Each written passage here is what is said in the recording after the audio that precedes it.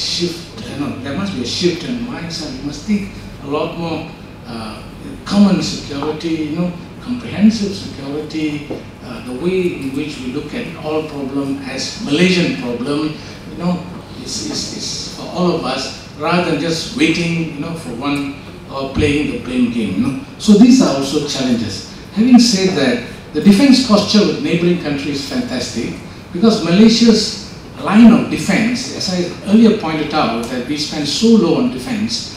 Malaysia's line of defense, the first line of defense is diplomacy. So we have excellent diplomacy, we have excellent government in doing diplomatic work with neighboring countries. Whenever there is any critical problems, whether small scale in nature, huge scale, there are people to communicate the other side of the border. There are sufficient committees, there are sufficient agencies to deal with, and top level leadership can just fly down quickly, try to handle calm situation. So because we could handle a lot of things by this type of conflict management mechanism, therefore we don't have to spend a lot on defense. So in this context, you can also give credit to the government. The other thing is, I'm sure many would have expected the need to have more criticism rather than praise for the government. But having said that, there's another important point that we need to look at. This is the gap between perception and reality. People like us, we do sometimes certain type of research, which is very, very critical. For example, if you take a zone and try to study security, you look at the number of incidents. And if you have the number of incidents, then you know, for example, within a year, the percentage, the number, and all that. Having said that, but you send a survey out there asking people, whatever, on perception, the perception percentage of saying things are bad is very far high, maybe 80%. But the actual things in ground would have gone down. So this is what you call in research perception reality gap. So it's important to understand. So sometimes it's easy to be critical and all that, but this phenomenon of perception reality gap need to be understood before barking or just going on barrage, saying that there is a problem, things are not well managed. So those are issues of this nature. Do I have another 5 minutes? Another 5 minutes. Okay, thank you. So I can touch a few more things that I wanted to. And the other point I wanted to talk is this number game. So a lot of things we measure in terms of number. So does number tell the truth? This is also another, sometimes you get a former prime minister in ASEAN countries, for example, going out, creating numbers, cooking numbers so that his son will come up in future fast. So we get all kind of things using plain number, but we do not know how valid, how solid the number game is. So cooking number, we have to be very careful sometimes. So I looked at that book by Mr. Lam. When I looked at it, I saw the statistics, a lot of other things. I thought it was reasonably good, because he didn't cook a lot of things. So he was trying to, and then I looked at the book very carefully. To his credit, he didn't raise too much controversy. There was no controversy at all. He was trying to be very straightforward. I saw 2 or 3 easy categories to categorize the work. For example, perception. This is the government response.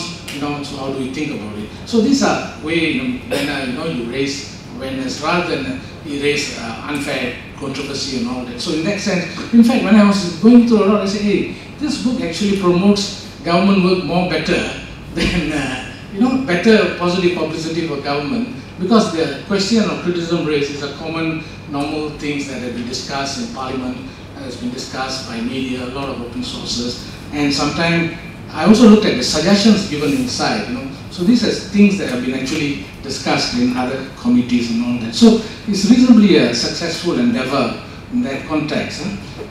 Last 2 points, that is one thing that I want to talk about: strategic culture, political culture, social culture, society. What is Malaysian society today? Are we really advanced thinking society? Are we feudal? Are we, and how do we look at politics, stability, security? Very, very interesting. Sometimes I talk to my students, in the classroom, give them a case, I say, I want you to analyze politics and stability in Malaysia. Now look at all this political party. Learn all this word autarky, authoritarianism, nepotism, all kind of ism. I put up there, explain the meaning, and then I give them to make independent decisions. Okay, take all the 6 main parties and check which one you want to rank high. Interestingly, these students could see it very clearly, and they were surprised. They said, "Wow, how come there's so much of nepotism in all parties?" So the party A talk about party B, but there's also problem there. There's party B talk about party A, there's also problem there. So everywhere. So this is then I say Malaysia.